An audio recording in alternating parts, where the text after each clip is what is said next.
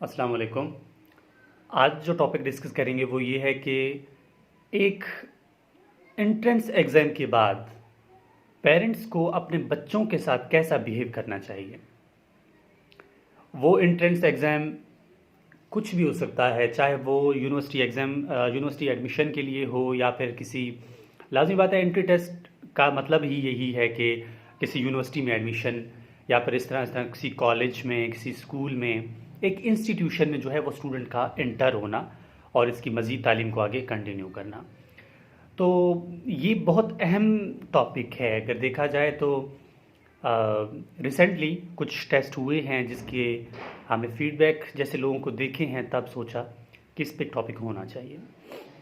अब अगर मिसाल आपको दें कि अगर हम प्री मेडिकल एग्ज़ाम की बात करें यहाँ पर, या फिर प्री ऐसे टेस्ट की बात करें जो कि स्टूडेंट के एक ये कह सकते हैं कि एडमिशन के लिए है, तो ज़्यादातर मैं यहाँ चलता रहूँगा किस बात, मतलब ज़्यादा जो है मैं प्री मेडिकल एंट्रेंस एग्ज़ाम को यहाँ पर चलता, मतलब इस पे बारे में बात करूँगा। सबसे पहले तो ये वीडियो जो है वो पेरेंट्स के लिए है कि आप इस वीडियो को देखें और समझें कि आप में कोई ऐसी प्रॉब्लम, मतलब ऐसी कोई खामी तो नहीं है, कोई कमी तो नहीं है जिसकी वजह से आपके बच्चे जो हैं वो टेंशन का शिकार होते जा रहे हैं या फिर अपने दिल की बात किसी और से जाके कर रहे हैं। तो कोशिश होगी कि आप इस बात को, इस टॉपिक को समझेंगे, आपको थोड़ा बहुत समझ आएगा कि यार वाकई जो है हम शायद कई हद तक सही नहीं कर रहे। तो टॉपिक को स्टार्ट करने से पहले सबसे पहले मैं आप लोगों से एक सवाल पूछता हूँ।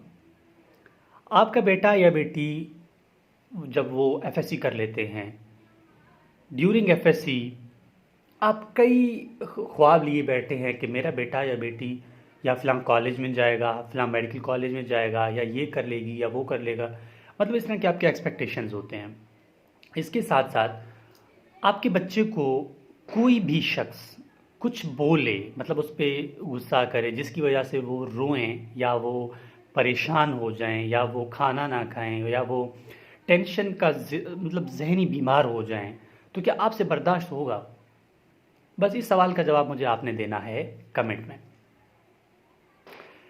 ऑफ कोर्स आप लोग यही कहेंगे कि नहीं, हमसे बर्दाश्त नहीं होगा। ये तो गलत बात है ना कि मेरा बच्चा है जो, इसके लिए मैंने एक्सपेक्टेशंस रखे हुए हैं, कोई इस पे कमेंट करे, बातें सुनाए, वो एक जहनी बीमार बन जाए, एक जो है एक मतलब मेंटल बन जाए, वो गोलियां खाए बैठ के, रोए अकेले में बैठ के। नहीं, ये तो गलत बात है।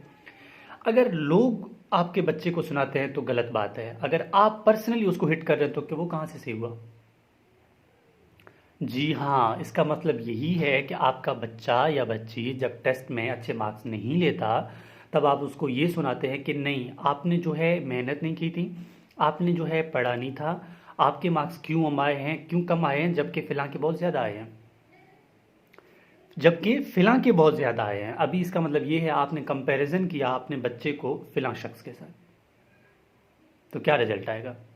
रिजल्ट यही आएगा कि आप अपने बच्चे को पहले से डरा रहे हैं कि कोई मसला नहीं है, आप जितना भी कोशिश करें आपका नहीं होगा, किसी भी स्टेज में आप नहीं कामयाब हो सकते, फ़िलहाल जो है बहुत आगे गया। इसका मतलब आप अपने बच्चे को एक साइकोलॉजिस्ट से पूछ लें, उसके माइंड में एक आप ऐसी चीज़ क्रिएट कर रहे हैं कि आप कुछ भी हो, आप जो है आपका कुछ नहीं हो सकता, आप आगे जा ही नहीं सकते। आप उसको साइकोलॉजिकल बीमारी उसको दे रहे हैं। क्यों? जबकि आप तो अपने बच्चे के लिए किसी और शख्स की कमेंट भी बर्दाश्त नहीं कर सकते। सोचे ना, आप अपने बच्चे को सपोर्ट करना सीखें। सपोर्ट से क्या होगा? जो होना तो वो हुआ। अगर वो इंटरेस्टेड है ना किसी भी स्टेज में जाने के लिए, अगर वो मेहनत कर रहा है, आपको पता है वो हॉस्टल में है, वो सोएगा तो नहीं, लाजिमी बात है मेहनत ही करेगा। बहुत सारे ऐसे स्टूडेंट तो मैंने खुद देखे हैं, इसीलिए ये वीडियो बनाना पड़ रहा है कि वो स्टूडेंट इवन के, मैं हैरान हूँ, वो मुझे मैसेज सेंड करते हैं कि यार भाई मैं हैरान हूँ कि आप ऐसा क्यों कर रहे हैं। उनके बच्चे क्या बोलते हैं कि सर बात यह है कि हमारे पेरेंट्स हमें सपोर्ट नहीं कर रहे, जिसकी वजह से हम परेशान हैं, क्या करें, सुसाइड कर लें या फिर पढ़ाई से दिल नहीं लग रहा, आगे कुछ मज़ीद प्लान करने को दिल नहीं कर रहा, क्या करें, कुछ समझ ही नहीं आ रहा। क्यों? क्योंकि पेरेंट्स खुद, सॉरी टू से, पेरेंट्स खुद जो है बच्चे का दुश्मन बन चुके हैं। मुझे नहीं कहना चाहिए अल्फाज, पर कंडीशन इस तरह है, नहीं करना चाहिए ऐसा। ऐसे स्टूडेंट मैंने खुद देखे हैं कि जिनको फैमिली की सपोर्ट मिलती है वो कहीं ना कहीं ऐसे छक्का लग जाता है उनका कि वो रायगा नहीं जाते। आप अपने बच्चे को सपोर्ट करना सीखें, उनको समझना सीखें कि वो कहना क्या चाहते हैं, उनके दिल में क्या गुजर रहा है। आपके बच्चे पहले से लोगों के तंज का शिकार बन चुके हैं, आपको अंदाज़ा नहीं है, लेकिन स्टूडेंट समझ सकते हैं। स्टूडेंट को एक स्टूडेंट ही समझ सकता है। आपके बच्चे पहले से तंज का अच्छा खासा शिकार बन चुके हैं। जब उसका फर्स्ट अटेम्प्ट पे या कोई भी जगह पे नहीं होता, ज़रूर नहीं है वो एंट्री टेस्ट तो आज हमारा टॉपिक है, लेकिन कोई भी स्टेज है वो अचीव नहीं कर पाता, अच्छा खासा लोग उसको सुनाते हैं। जब वो दूसरी दफ़ा उसके लिए प्रिपेयर कर लेता है कि मैं यहाँ पर कोशिश कर लूँगा या कर लूँगी, तब उनके माइंड में बार बार ये ख्याल आता है कि हाँ कोशिश तो होगा, अगर खुदा न खास्ता अगर फिर नहीं हुआ तो डांट पहले से ज़्यादा पड़ेगी, जिसकी वजह से वो डिस्करेज हो जाते हैं, वो लाइफ में कभी भी आगे नहीं जा पाते, वो साइकोलॉजिकल बीमार हो जाते हैं। साइकोलॉजिकल बीमारी कैसी है, अब मैं आपको एक मिसाल देता हूँ। अमेरिका में एक पेशेंट को मतलब अमेरिका में एक कैदी को जेल में रखा गया था। कुछ डॉक्टर्स ने कहा हम यहाँ पर एक एक्सपेरिमेंट करेंगे, तो ये लोग गए अपनी टीम के साथ शॉट ले के उस कैदी के पास गए और कहा कि देखो आपको कल वैसे भी फांसी होना है, उनको मतलब सजाए मौत होनी थी, आपको वैसे भी फांसी होना है, इससे अच्छा नहीं है कि हम आपको एक एक्सपेरिमेंट भी हम अपना कर रहे हैं, उसके मुताबिक आपको आसान से मौत देंगे। हम आपको ना एक सांप से डसा कर आपको, वैसे भी आपने मरना है, इससे अच्छा है आप जल्दी इस तरह मर जाओगे। तो कैदी ने सोचा हाँ तरीका तो ठीक है, मैं क्यों वहाँ लटकता रहूँ, इससे अच्छा है बस सांप एक दफ़ा डस के मैं मर जाऊँगा, सिंपल है, मेरे लिए भी आसानी है। तो ये मान गया, कहते हैं ठीक है आप लोग सांप से मुझे डसा के मार सकते हैं। जब उसकी इजाज़त ली गई तो दूसरे दिन जब इसको मारना था तो उन लोगों ने इस कैदी के सामने एक सांप रखा, इसकी आंखें बंद की मतलब पट्टी से, और एक सुई जो नहीं है, दो सुई इस तरह करके उसके ना पैर पे इस तरह लोगों ने ना चबो दिया। सांप नहीं था वो सुई था, चबो दिया। चबोने के बाद 10-15 मिनट के बाद बंदा तड़पता तड़पता मर गया, बंदा तड़पता तड़पता मर गया। जब पोस्टमार्टम के लिए इसके डेड बॉडी को हॉस्पिटल ले गए और उसमें जहर पाया गया, उस डेड बॉडी में जहर पाया गया, जबकि सांप से तो लोगों ने सिर्फ उसको दिखाया था लेकिन उसे डसाया तो नहीं था। क्यों? क्योंकि उसके माइंड में बैठ चुका था कि हम आपको सांप से डसा के मार देंगे। तो ये है साइकोलॉजिकल पॉइंट। जब हम अपने लाइफ में कुछ भी बच्चे को, बड़े को, कुछ भी आगे के शख्स को जो भी बोलते हैं, वो माइंड में ऐसे उसके बैठ जाता है, उसके ऐसे जो ब्रेन के सेल्स है वो ऐसे केमिकल रिलीज कर देते हैं कि वो एक साइकोलॉजिकल बीमार मतलब पेशेंट बन जाता है। तो अपने बच्चे को समझें, ना कि उसको डराएं, उसका हमदर्द बने, उसका एक बेस्ट फ्रेंड बने, ताकि कल को वो आपको अपने दिल की बात बता सके कि बाबा मेरी ये प्रॉब्लम है, ये जगह मुझे समझ नहीं आ रहा, तो मैं आगे क्या करूं।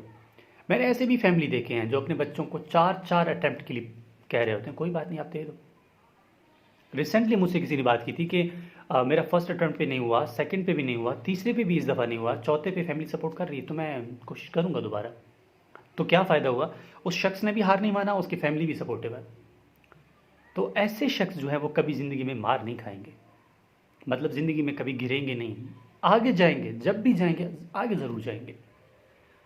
एक डर होता है बच्चों के दरमियान कि क्या होगा कैसे होगा, वो डर अपने फैमिली वाले क्रिएट करते हैं, आपके अपने फैमिली वाले क्रिएट करते हैं। वो अक्सर लिखा होता है कि डर का सामना कर, आगे बढ़, कुछ अलग कर। ज़िंदगी के हर मोड़ पे तुझे डर सताएगा, फिर इसी डर का फ़ायदा बिना छूकर ये डर उठाएगा, तुझसे कहेगा कि तू आगे कुछ नहीं कर पाएगा। क्या वो लिख दे पाएगा कि तू हार जाएगा? तेरी हर कमज़ोरी पर ये डर घर बनाएगा और तू अपना हुनर दिखाएगा। हुनर कब दिखाया जाएगा? तभी तो जब फैमिली सपोर्ट करेगी, तभी तो हुनर दिखाया जाएगा। अदरवाइज़ एक आप अपने बच्चे को पढ़ा नहीं रहे, आप अपने बच्चे को पेशेंट बना रहे हैं। So keep it up. अगर अपने बच्चे को पेशेंट बनाना है तो बेस्ट ऑफ लक।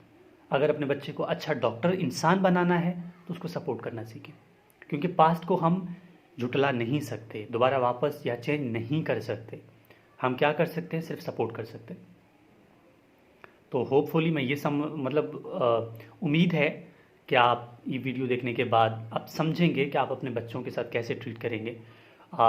उनके फ्रेंड बन के रहें, ना कि उनको ज़हनी दबाव देकर या फिर उनको ऐसे ड्रग का आदी बनाएं कि वो एंटी डिप्रेशन हो।